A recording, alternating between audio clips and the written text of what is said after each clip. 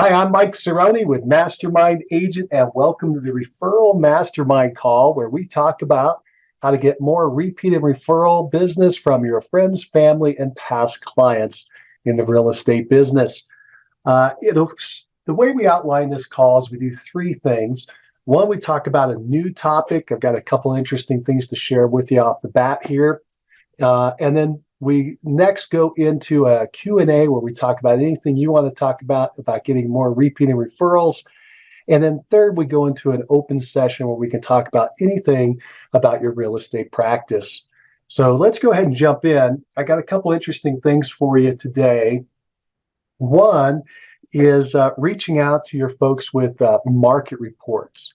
And I saw a really good example of that today that I'd like to share with you. And then I'm going to go ahead and share another idea on something coming up here in just a week, which is the Valentine's Day situation, the Valentine's Day opportunity for you to do a little event. And I'll share an event that somebody's doing. So let's go ahead and start first with this idea of the market report. Now, market reports are pretty cool in that they're pretty easy to get the data, and you should actually be tracking all the data. So it's kind of ties in well in that you can keep up to date on the market as you're educating your folks about what's going on in the market. You may be thinking, how do I get that data? Well, one, of course, you can go into your MLS and do your own research, and that absolutely works, especially if you're going to make this a very narrow research, which is excellent.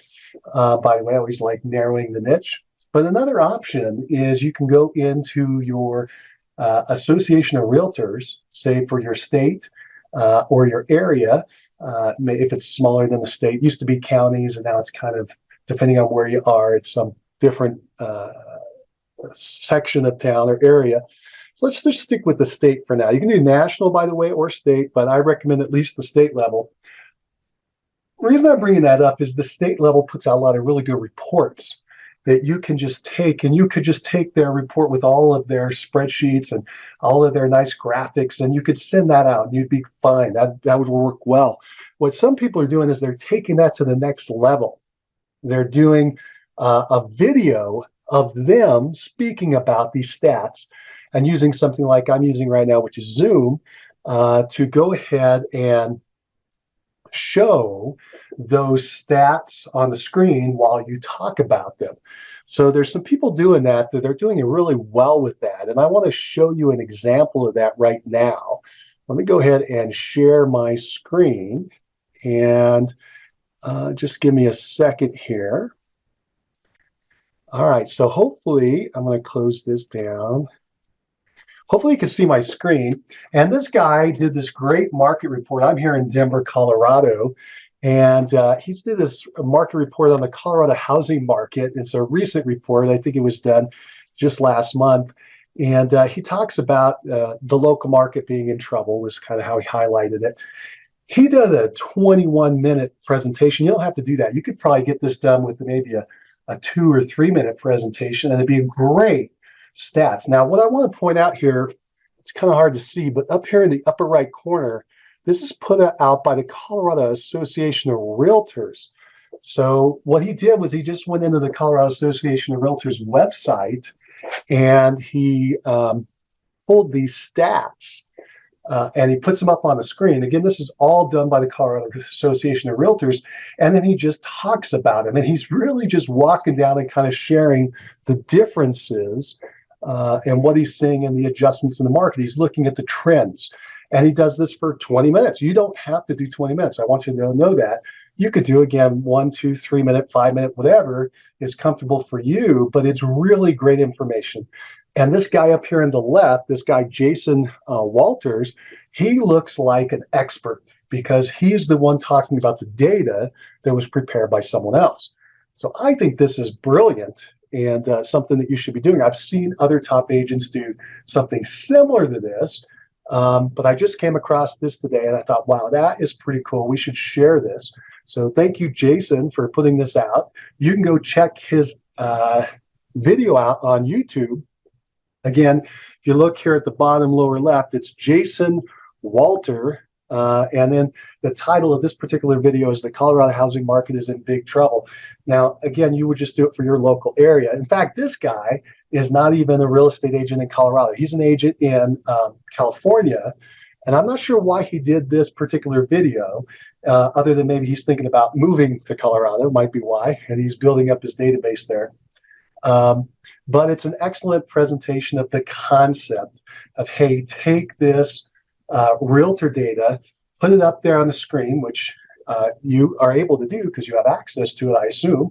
You might want to check with the realtors to confirm that, but I'm pretty sure you do. This is all public data. And then you throw your picture on it because this is your interpretation of the data. You're walking down and explaining it. So it's kind of cool because it's already set up for you. You just got to have a little bit of courage and stand up there and say, hey, this is what I'm seeing, and check out this market data.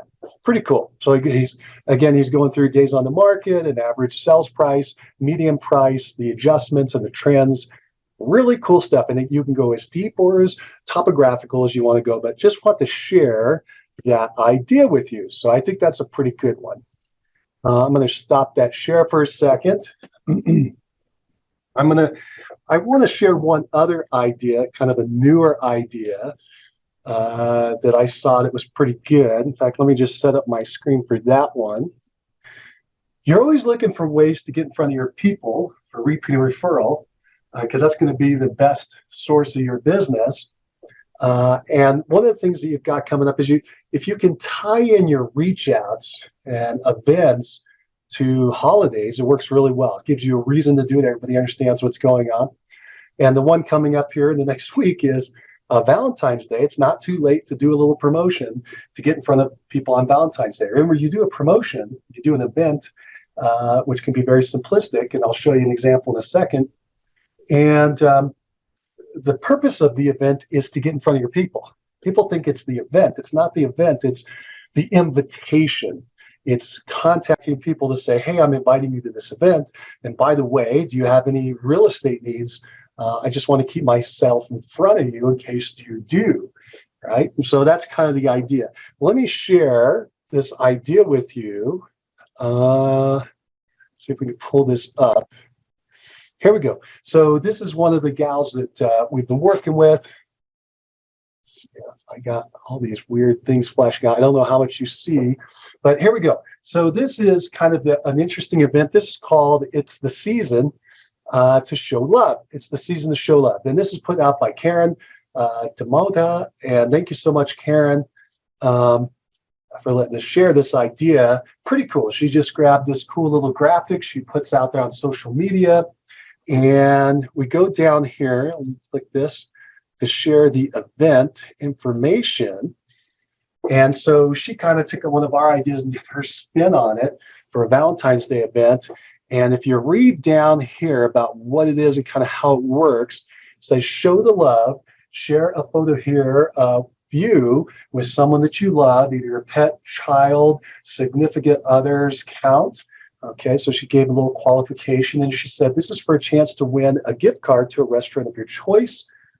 Let's be honest, it's always the season to show love, but it's currently the season to enter a drawing to win a prize for showing the love. And so the winner will be chosen randomly, but you must enter to win. And so the way they enter is they take a picture of them with their loved one, and then they post it, and that's how they get in the contest. We have a variation of that, and that was the Valentine's Day kissing contest, which is you kiss somebody, and it's special to you, and then you enter the contest by posting your picture of the kiss. Same idea here. She just kind of broadened it and opened it up. Thought that was pretty smart. And again, a nice graphic here to see what she's done there. Thank you for sharing that, Karen. So that's an idea for you to use that might be feasible. So again, two ideas there. I hope one of those will help for you. One was the idea of putting out a market report to show your expertise in the market. You could put that out to your list of PCSOI, past clients and sphere of influence. And then if you put it on YouTube, you're also actually expanding your reach beyond that. You might find that people like what you're doing and will subscribe, and you might even get some reload business from across the country or even locally, which is kind of nice.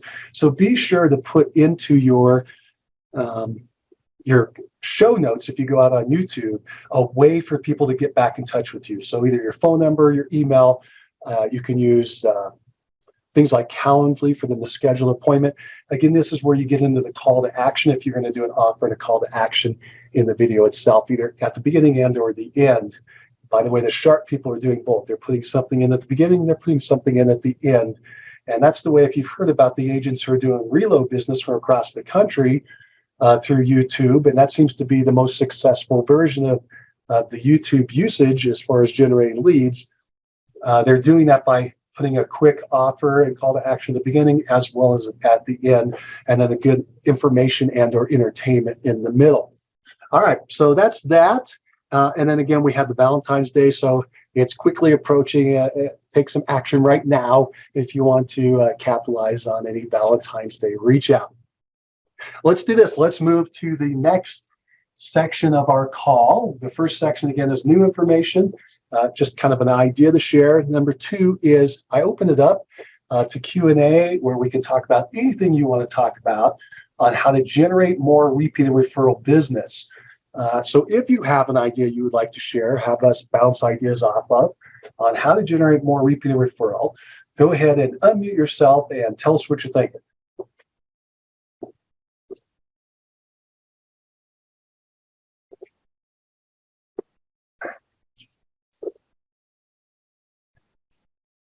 Okay. I don't see anybody jumping on that one. If you do, as we're moving along, if you think of something you want to know about how to get more repeat and referrals, go ahead and unmute yourself and tell us what you're thinking or what you'd like us to focus on, and we'd be happy to do that. Let's move to phase three. Phase three is where we open up and we'll talk about anything you want to talk about in your real estate practice on how to improve.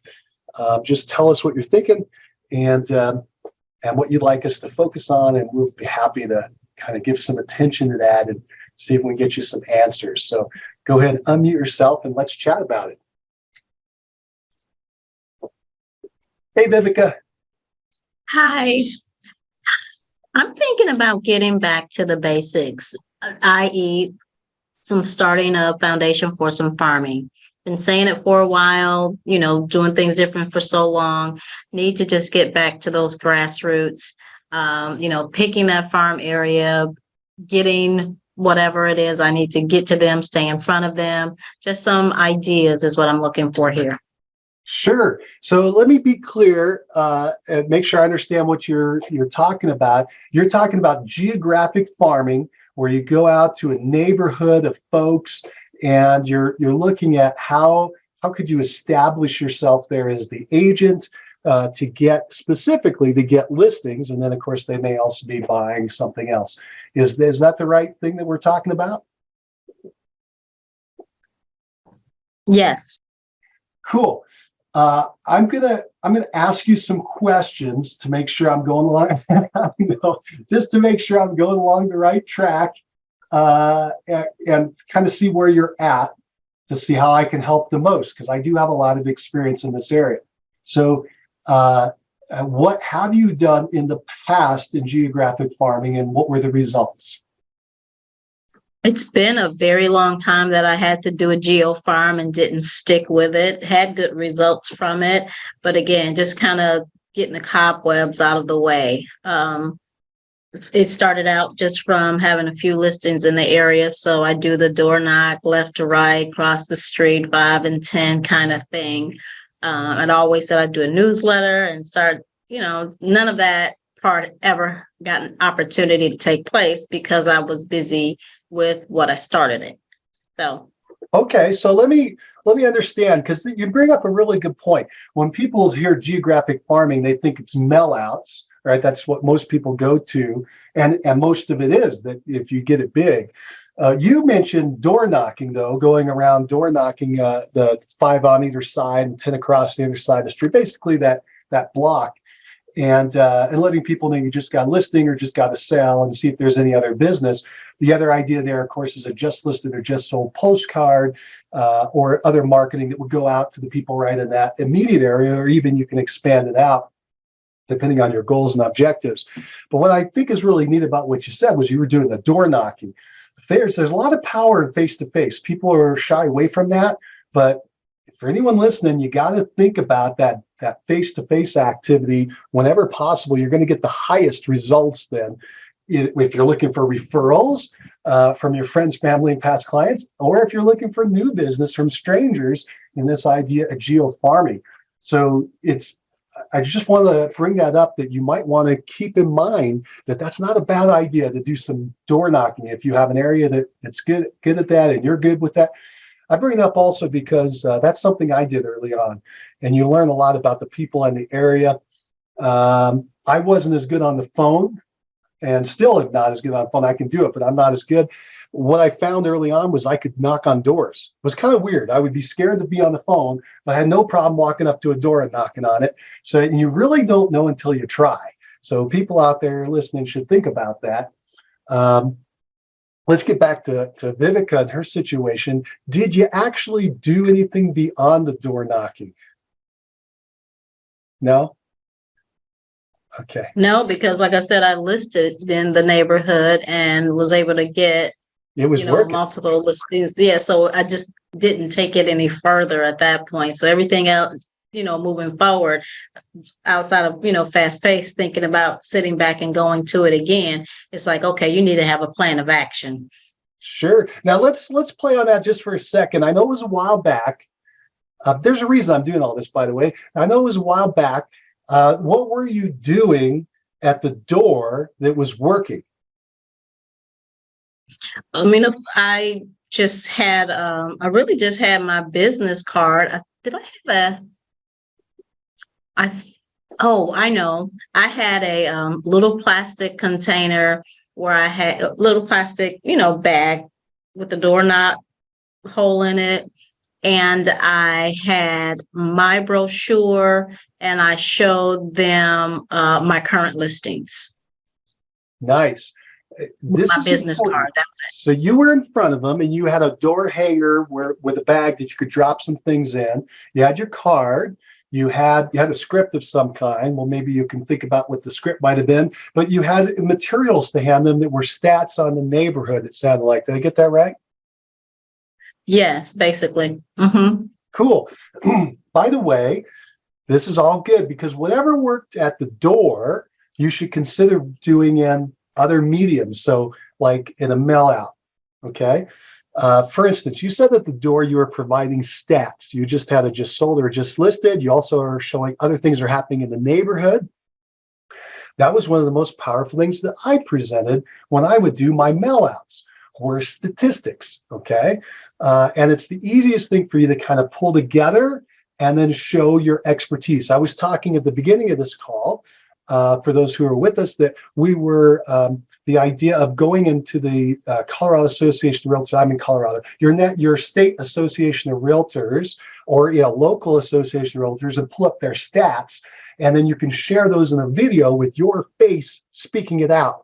And now the person who's listening is connecting the expertise of the stats with you, and now you become the real estate expert. It's the same idea here with the mail out, where you put your face and your picture and your name and everything there. And next to it are the stats on that neighborhood, for instance. And now they're connecting you as the local expert because you know all the stats in their area. Nice thing about the GeoFarm is what you're doing is you're automatically niching in, you're narrowing in. And every time you can narrow the niche, you're going to do much more success. You'll be much more successful because you're speaking the language of the people in that area. So you want to pick your geographic area as a homogeneous group, a tight-knit group, some kind of borders around it that are obvious to the people in the area. A subdivision, as an example. A zip code would be pretty big for most people. You can do carrier route. That's what you're going to do with every door direct mail, which is cool because it's so cheap. Before that came along, we were doing it mainly by the subdivision, okay? Or if you're going to go after condos and townhomes, which is something I used to do, you go after that complex, right? The reason for that is then you can say you're the expert in your marketing piece of you want to name out that complex or name out that subdivision, name out that area that people register with. And the narrower the niche, the better. For instance, it'd be better to put out 3 newsletters for 3 different neighborhoods than one that's trying to cover all 3. Okay, because you're going to be able to say, I'm the expert in this area. And then when you're showing the stats, you're going to show the stats for just that neighborhood. And they're going to go, oh my gosh, Vivica works my neighborhood. Vivica is my agent. That's where you're trying to get the reaction on the other side is, oh my gosh, this is what I'm looking for. This is the person who knows my stuff in my area. And they're going to call you up to get the expertise that you have. That's what geofarming is all about, is they are looking for the local area expert. You want to become that, and the fastest way to do it is put your name there with stats. The next fastest way, by the way, to do it is to put your name there with testimonials of helping people in the area, okay? That's the most powerful thing you can do in any marketing, by the way, is testimonials. So once you get some traction, the reason that just sold and just listed works so well is because it shows proof of success in that area. So you want to be blasting out just sold, just listed, just sold in that area. If you don't have any of your own, see if anyone in your office does, because then you can boom, boom, boom, put out their success in that market. Okay. And you could say, hey, this is somebody in my office. Instead of saying I did this, you say we did this, right? And with that concept, you can expand out to other agents in your city, other agents in your market. Just make sure that you're putting a disclosure down at the bottom of where this information is coming and who's actually doing the sale. But market stats are powerful. And you can connect your mail outs into, say, a website. If you have a website, you can be posting, or a social media channel. If you're going to do geofarming, you should consider that. And now that we have more technology and mediums, you could do a social media, like a Facebook group or Facebook page that's focused specifically on that neighborhood. And then you can, of course, roll that in Instagram and TikTok or wherever else you want as far as the social media. The big one is YouTube, because if you're able to do video, YouTube is not just video, it's also a search engine. And people love today to go to Google to find out stuff. And by the way, to YouTube. I'm sure you have done that. You've gone to YouTube to learn something or to find something or check out something because you like the visual as well as the auditory. You like and read stuff and see things and hear things. It's just an easier medium for 80% of the population is visual. So that's why YouTube is so powerful. So that would be another one, by the way. If you're going to be a geo farmer today, if I were going to do it, I would create a YouTube channel right on just that niche market. And you're like, Mike, but there's only 1,000 people there. If I thought, yes, and now you are the expert for them. They'd be like, Vivica, oh my gosh, she's the one that knows everything around here. You've got to talk, and they'll tell other people, you got to talk to Vivica, check out this station, right? You get a little bit of word of mouth referral between the people in the area saying, oh my gosh, this is the gal that knows our area, right? Now you can do stats that are national, state, regional, county, all the way down. And you should do that. If you're going to do the video thing, I would do a couple of those just to kind of show, I would do the video where here's what's happening in the nation. Here's what's happening in Colorado and in the state. I'm in Colorado. Here's what's happening in the county. Here's what's happening in the city. Here's what's happening, boom, right here in your subdivision. They're going to be going, oh my gosh, she even knows everything about everything else that's going around in the country all the way down to us. And then you would juxtapose, hey, here's what's happening locally to here's what's happening nationally. So you might hear national news. That has nothing to do with the local area, though. They're saying it's up and we're down, or they're saying it's down, but we're up. Or, you do comparisons there on prices. People want to know prices and, of course, days on the market, how fast things are selling. But you become an expert in the area by doing all that. Does all that help? Yes, thank you. Yeah, it's an exciting topic. I absolutely love it. It's, again, where I got my bones. I did a lot of direct mail. Just remember, direct mail it's just a medium. It's the message that counts. And the message is, I'm the expert. And then you have to have success, you must pepper in offers and calls to action. Offers and calls to action. An offer example is, hey, would you like to get a free market analysis? Right now, you would say that in their language. They don't know what that means. You'd say, hey, would you like to know what the value of your home is in today's market? This is by a professional that works in your local area. And then you can juxtapose. I've seen agents do this really well lately where they'll juxtapose. They'll say, this is not the generic analysis done by people like Zillow, where you're going to get kind of an idea, but it's not going to be accurate. I'm talking about local market information by a local market expert, and that's me. If you really want to pinpoint the value of your home, you need to talk to me, because Zillow is only going to give you an estimate, and often they're wrong, right? People kind of know that intuitively, and if you point it out in your marketing, they gravitate towards that. I know a guy's done really well with that. He's a solo agent, started with selling 5 or 10 or 20 homes, and last I heard, he as a solo he was popping up over 100. And that's one of the things he did with his geo farming, is he tried to juxtapose himself and what he's providing with other resources they might see, right? The bottom line is this: sellers want to know the value of their home. It's what they want to know. They got to get an idea of what it's worth. They want to know today's market, what it's worth. That's the thing they've always wanted to know, and they will continue to always want to know. Even if there are other resources floating around out there, you're the one who's going to curate this information for them and get it down to something they can grab onto, right? The next thing that sellers want to know, by the way, if they're serious about selling, is they want to know how much they're going to walk out of closing with, okay, their net proceeds, and how long it's going to take. Those are the 3 things you talk about when you're setting up your listing appointment. Okay, what's the value of your home? I'm going to come by to help you learn what the value of your home is.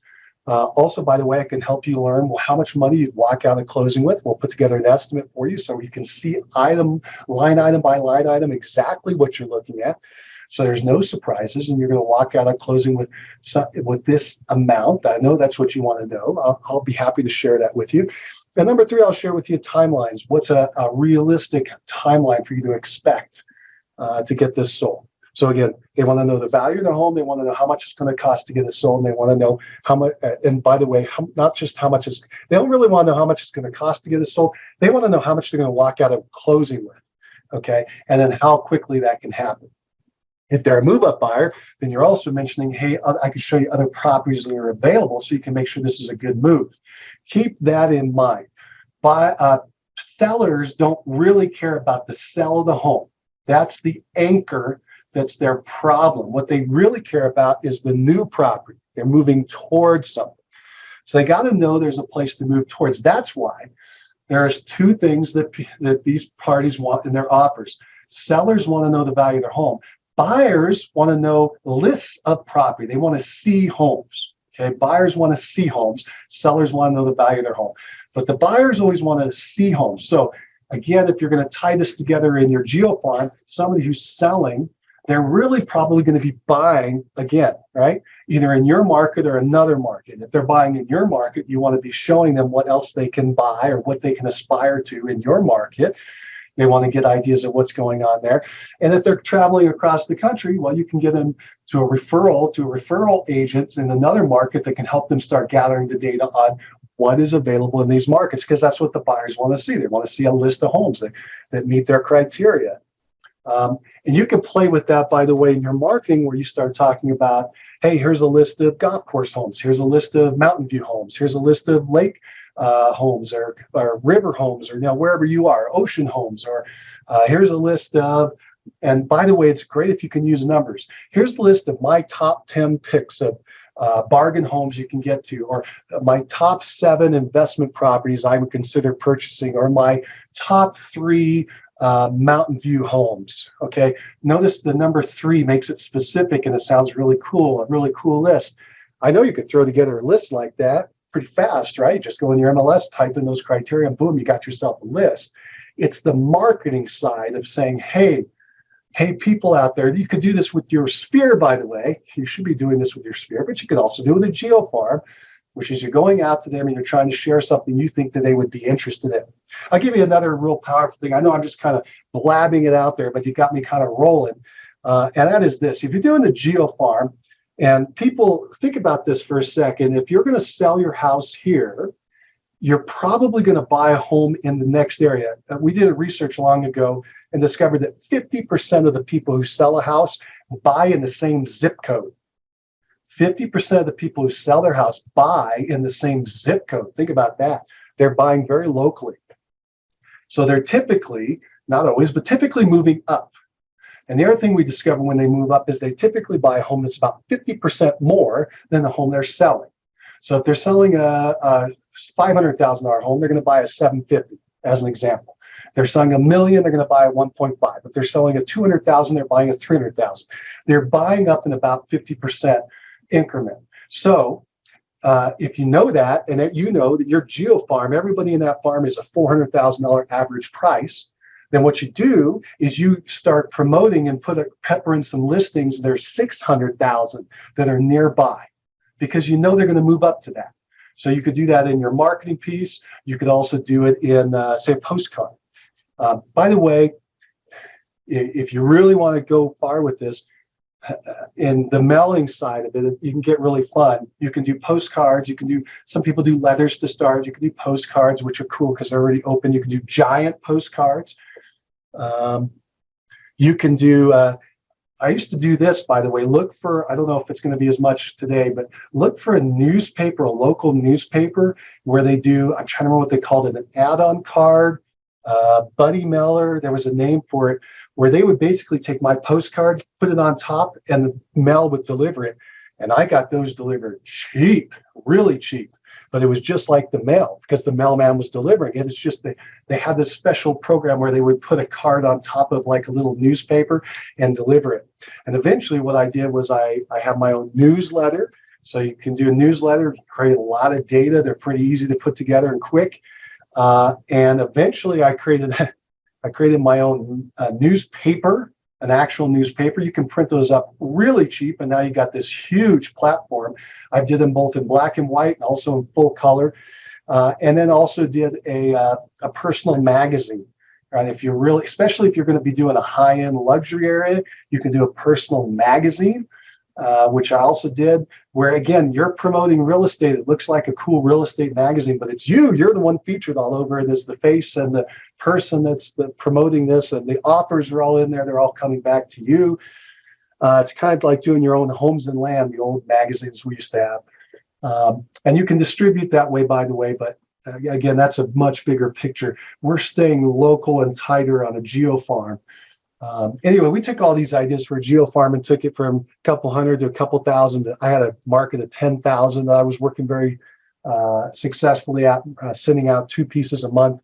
Even got up to 35,000 at one point that we were playing with twice a month. And then another business that was a tag on, we ended up sending millions of direct mail pieces.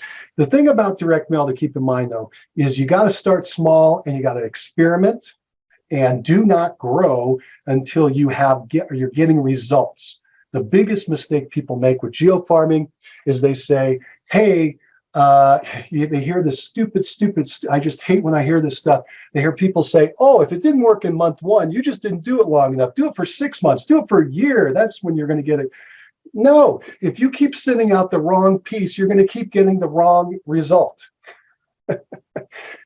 You got to change the piece and the offers and the call to actions until you're getting the result that you want. So in the beginning, you might send it out once a week, once every couple of days, but smaller batches to try to get response. This is direct response marketing. If you want to learn anything about this, by the way, the term is direct response marketing, as opposed to institutional advertising. Institutional advertising just says, hey, if you throw your name and face out there enough, eventually somebody will want to buy from you. Okay, maybe if you got $1 billion budget, you can do that like Coca-Cola. But if you're just a regular person like we are with little teeny budgets, you got to do what's called direct response marketing, which means every dollar you send out, it's got to bring back 10 friends. Okay. So every time you spend $1, it better come back with 10 or you're losing. And that has to happen every time you send out the mailing piece. So that's why I'm saying, if you send one out and you get nothing back, doing it 10 times is only going to make you 10 times poorer. It doesn't make any sense. So this dumb thing about, oh, just do it more often is ridiculous. The answer is you've got to adjust your marketing, your offers, with your call to action, because there's two parts there, right? The offer they may be interested in, but the call to action may not make any sense. Like the offer is get a free list of homes, but you say, you got to walk into my office, walk up to me and shake my hand in order to get it. Well, that's a very difficult call to action, right? So you want to make the call to action as smooth and simple as possible. Phone calls fine, emails fine, but make it really easy. Like they just have to go to a website and type in a couple of little pieces of information, a form. That's really easy. They can do it anytime, day or night, right? So these are the things you want to think about, is how are they flowing into your practice? Just threw a lot out there. Vivica, any help, any questions? Not at the moment. I am going to drill this down, and every time I'm on this phone with you and this video with you, I'm going to get my pieces filled in. Good. Excellent. I love it. I'm going to give you more because I'm on a roll. I'm having fun with this topic. I love this topic. The other thing you need to do is, in any marketing, the most important thing is the list. The list is the most valuable thing. So that's the beauty of, I'm going to come back to our hot topic, which is repeating referral. The beauty of repeating referral, it's the list. These people know you. They already know, like, and trust you. Many of them already used you, your past clients. They are the strongest people you should work with. And the thing I've learned after 3 decades of doing all this is that that's the group you should go at first. And I didn't necessarily do that. And I made a huge mistake. And I spent a lot of time and effort and money trying to go around different ways because I didn't think my sphere was going to want to work with me because I was only 25 years old. Big mistake. What I recommend you do now is build that up first. Okay. But again, off topic, the list is the key. Yeah. I'm working my VIP 150.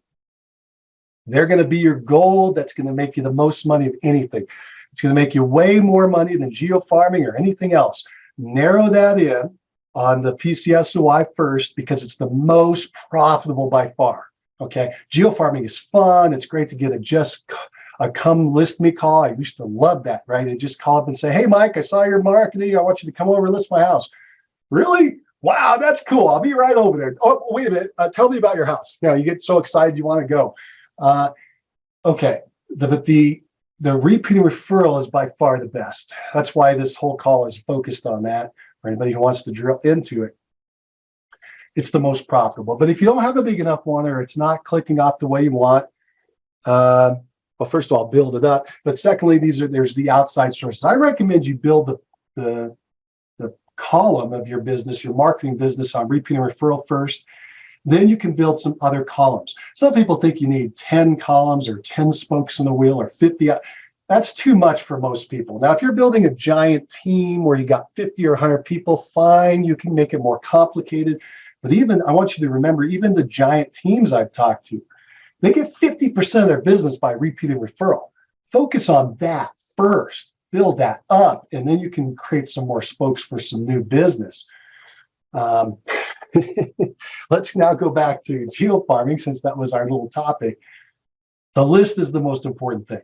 So you want to do research on the area of homes that you're marketing to. Are you in the low end, the middle, or the high, right? Do you want to go after the low end first-time starter homes? Do you want to be in the middle of the market where people are buying and selling, moving across? Do you want to be in the luxury homes where people are buying with cash? These are all strategic things you need to focus on first, and then you're going to go into and research each of the areas that you think might have interest for you, and you want to find out data about that market. Data being like, what's the list to sales price ratio? What's the days on the market? How much inventory do they have? How many homes are actually being sold every year in there? Like what I would typically find is my housing markets, these were in mature neighborhoods. My housing markets were about a 5% turnover rate. Okay, just in general, some were more or less depending on where they were. My condos and townhomes, though, at the time were at 10%.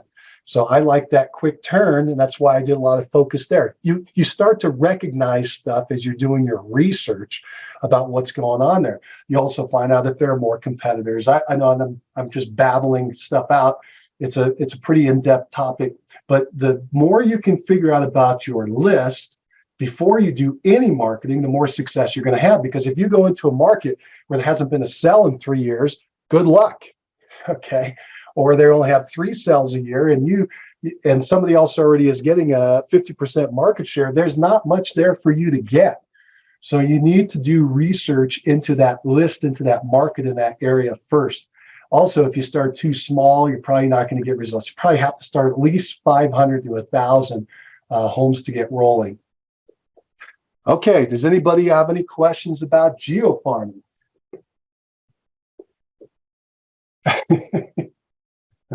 Thanks for letting me go down that path. That was kind of fun.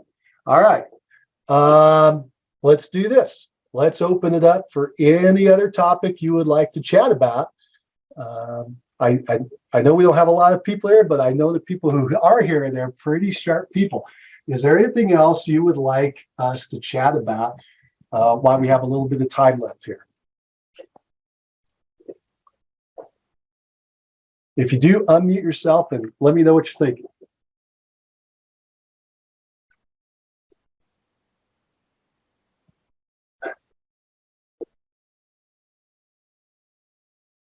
No? All right. Dave, do you have anything you want to throw in here? I know you usually have a lot of good info for us.